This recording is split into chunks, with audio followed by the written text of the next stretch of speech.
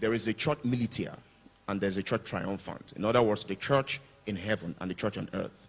And the church on earth is supposed to mirror the church in heaven and shine, to the world.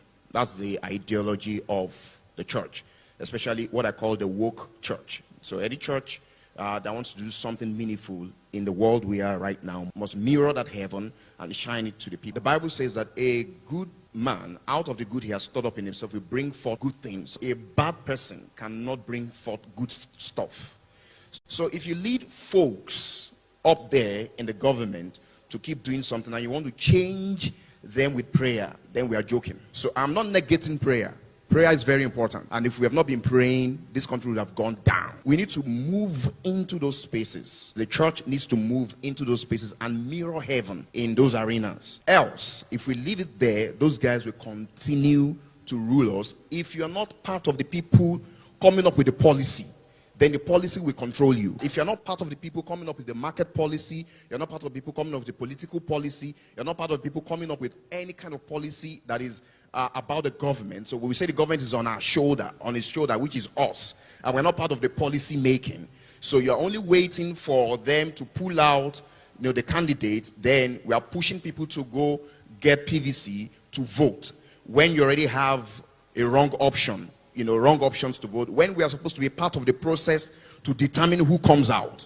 In fact, I love what you said. Imagine the church anoints, I use that word deliberately because that's a political word, anoints a person, and we unite and we push forth a person that we trust, and everybody votes for that person. This is all what we're talking about. Let me go back in history. 1963 was the first republic officially, right? 1993, something happened. Gap of 30 years, something happened. The so-called free and fair election was, subjugated. You remember, MK Abiola. And then, if we are not careful, there's another 30-year cycle that is 2023. That is here already. Which, I'm not trying to be pessimistic, but from what we have read, what we have seen happen in the last 2 weeks and all that, it's seeming, let me say it, except there's something that is done that is miraculous. Okay, that is done to tweak that. You would realize that our leaders have deliberately hidden history away from us. Because without going through history, you cannot predict a future. If you go through history and see patterns, that are repeating themselves, either good patterns or bad ones. So when you see the bad patterns and you study them, you are able to know that this is predictable and you're able to fish out things and conquer that pattern. Okay, but if you see the good patterns, you also know the process, so you can replicate such good patterns. If you're not in the system where the patterns are being created, how do you understand the patterns? Everyone has to deliberately move out. But what is the role of the church? The church has to now deliberately start teaching people strategies. It's not haphazardly. Deliberately crafted methodology, deliberately crafted systematized teaching of people consistently on how to take on, how to create strategies, how to create systems, and fund it heavily. I mean, proper funding. I'm not against structure, physical structure, but I'm more of conceptual structure than physical structure. So we need the physical structure, that's the building, but we also need the conceptual structure whereby we deliberately craft out methodologies to teach people, okay, how to go into those spaces. The Bible says that the children of this world are wiser in their own ways, but the children of the kingdom, are just, looking at. So he says, be gentle as a dove, but be wise as a serpent. So he was using that typology of being wise as a serpent. In other words, there is a level playing ground for everyone. What's that level playing ground? Strategy. The physical, strategy, policy making, systems building. That's for everyone, whether you're a Christian or not. Wisdom, administration, all those things. That's the level playing ground. But there is another advantage, the leverage, which is the spiritual, leverage, which we have the upper hand. Some of those folks who have the spiritual leverage, most of the time, we have hidden in the church. It's like prophets in the cave. Prophets are not supposed to be in the cave. They're supposed to be, oh my God, they're supposed to be out there speaking, okay? So, but we have hidden in the cave. What is the cave? We are hidden in churches. We're hidden in this building. So all we want to do is come into the building and just have fellowship. So after the fellowship, what happens? What happens? We go back, but no impact there. You know why? Because there is no strategy imparted into us to work in that space. So you see folks coming up with strategy that are not Christians. And then you're lost. You're like, okay, what do we do? No, there is strategy in the house of God. The Bible says, out of Zion shall proceed the law. That's the strategy there. Principles. It says also, from Zion itself, it says the church is the foundation and the pillar of the truth. So the truth is deep. It means that when you see lies there, the truth is still hidden in church because someone has not taken it out of the church and expressed it out there. We need to start penetrating the systems. Salt is not meant to sit in the park. Salt is meant to penetrate into the soup.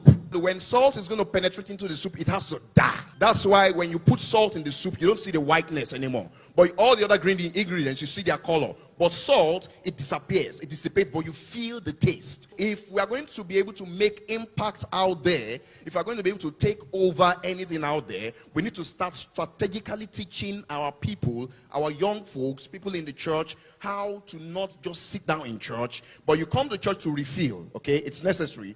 Then you move out, and then you because of the strategies you've learned, you are taking things over.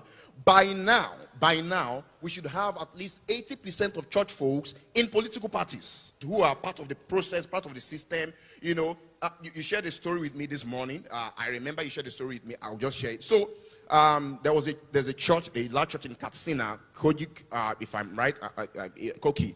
So, their C of O expired for 99 years, but the government didn't want to give them, renew it for them. But long story short, there was a general. Somebody say power. Somebody say power. There was a general that was a Christian that stood and said, if this is not given, I'm going to do something that will surprise you. You know what? If you don't have folks in power there, if you don't have Christians in power there, they will keep making policies and laws that will affect us negatively and subjugate us and suppress us. Listen, sir, and mass. Everyone has to be like Moses that God sent to Egypt, okay, to learn the learnings of Egypt. So that when he's going to lead his people, he understands structure, he understands systems, he understands, how to work things, he understands all of that, and not just farming.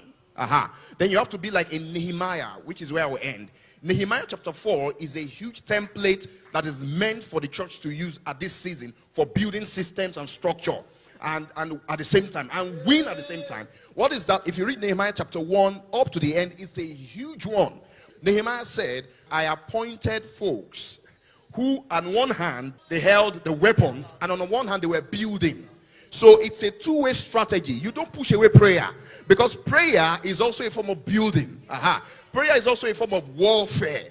Then you don't also push away strategy, because when you want to win in war, a general will sit down and strategize how to win in war. The war is not won on the field. The war is won on the table before the field. The Bible says that he also arranged some soldiers that were guarding those who were working. So it was both. So some people were working, some people were guarding.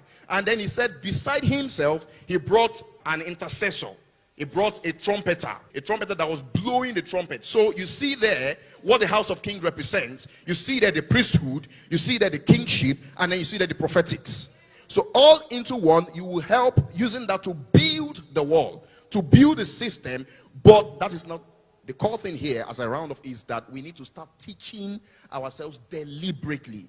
Intentionality is a weapon. It's a weapon. We need to start teaching ourselves deliberately across the churches. Else. Thank you.